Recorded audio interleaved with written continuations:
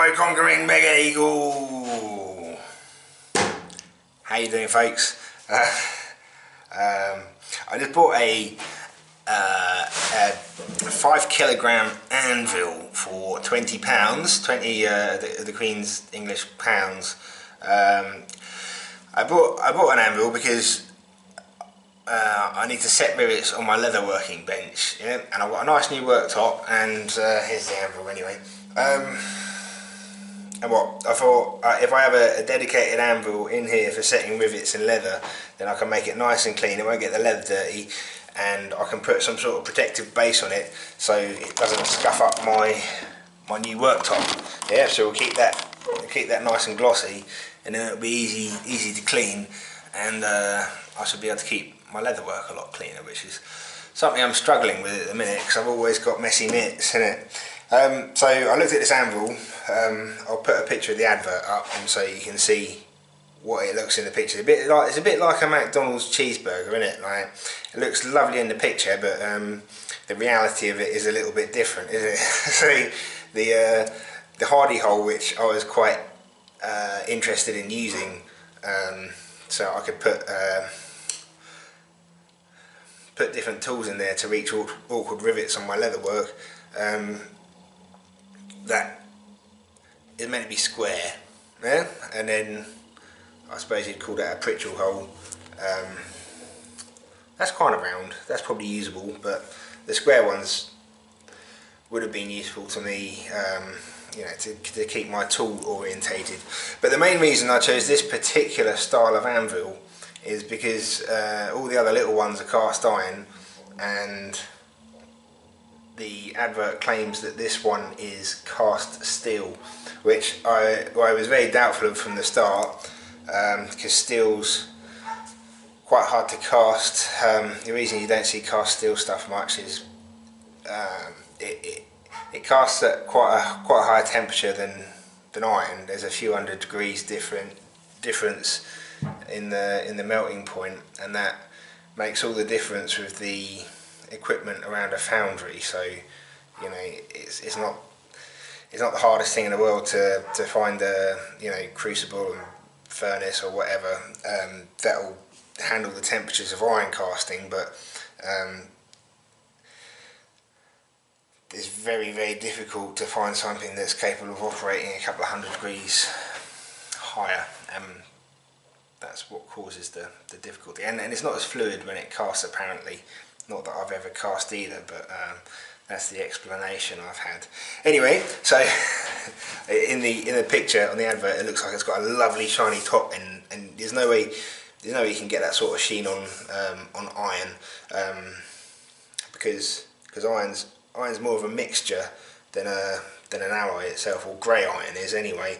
I always think of iron as a high carbon steel with little lumps of carbon floating around in it, which is exactly what it is. Like, there's only a certain amount of iron, carbon that the steel can absorb, and so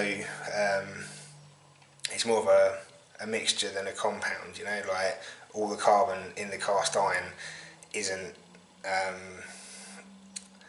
chemically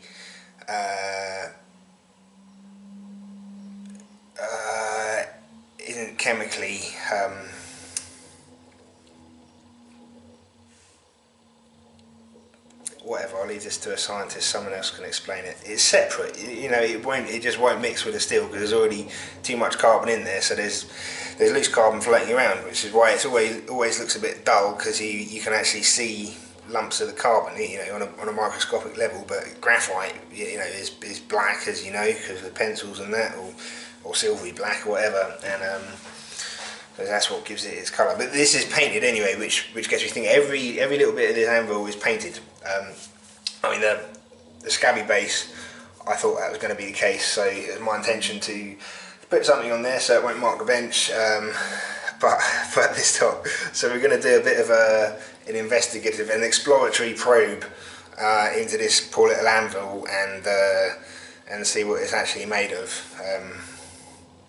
And then I'll mess about with a bit of leather and see if I can actually get the iron, if it is iron, to mark the leather. Because one of the really good tests to see if you have grey iron is just to use a bit of paper. Because if you clean it up, you know, wipe it down with a solvent or something, a spirits, even petrol, gas, whatever you call it, and you wipe steel with paper, you shouldn't get any rub off. But if you do the same with grey iron, the graphite at the surface of the iron will mark the paper. It's a good test for iron, but it also means that it's a poor choice of material when you're trying to keep something clean. Yeah. Okay.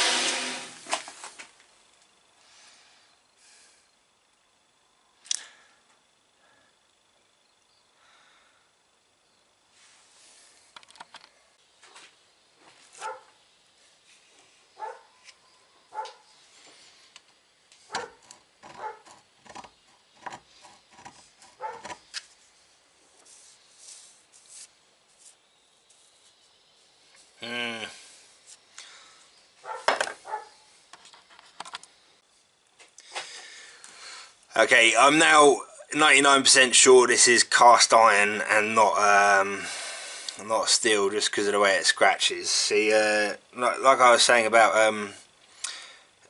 the structure of grey iron being you know, interwoven with little nuggets of carbon.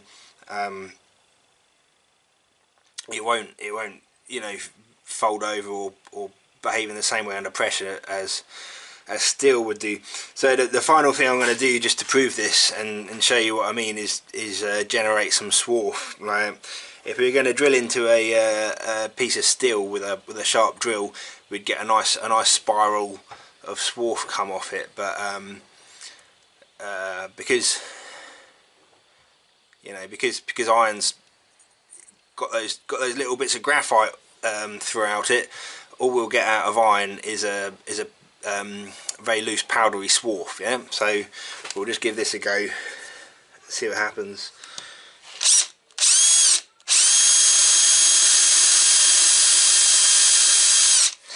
Yeah, there we go.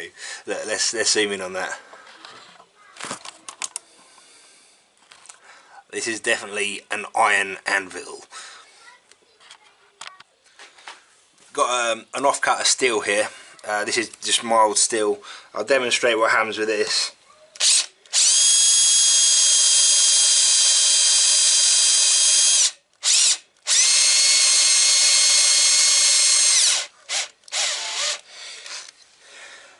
Okay, you know, you can see from that it's able to hold itself together. There's a very big difference. Like, I suppose that's probably the most definitive test, but you don't always want to go drilling holes in something that you're testing, do you? But either way, in this case, I'm now 100% sure this is an iron vise.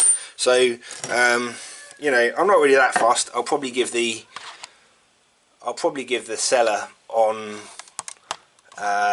eBay a bit of grief over it, not because I'm fussed, just because it serves them right for copying and pasting adverts from other people and believing what they're told. Like, you know, maybe they'll write their own and avoid the pigeon English. What?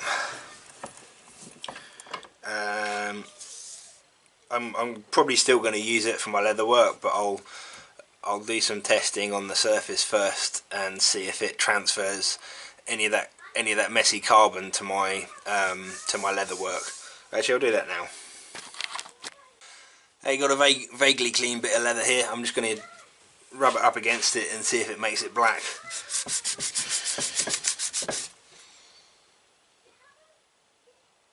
Huh. Let's actually clean the leather off a bit because it's so dirty from having sat in the workshop for a couple of days.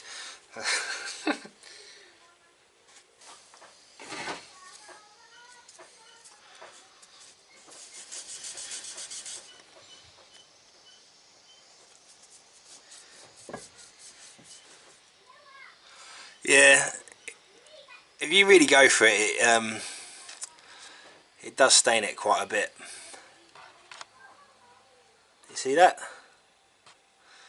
I don't really want that happening, but look, I'll show you again.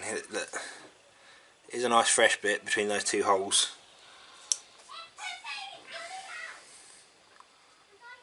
I had to put a lot of force on it, but you know, I don't want to accidentally do that to something I'm working on, because like probably by the time I come to rivet something up on this anvil, I've already put quite a lot of effort into it. So I'm probably not going to use this vise for my leatherwork, and I'll probably make a... I've got lots of railway track. I was just being lazy buying this vise and curious, because I always see these little vices, and they make a big deal about them being steel. They are definitely not. Okay.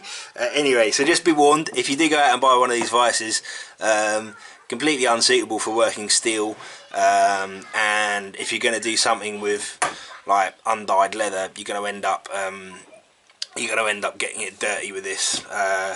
For jewellery and stuff, soft metal that you're going to work on it, I expect it will be alright, but the other thing is you've got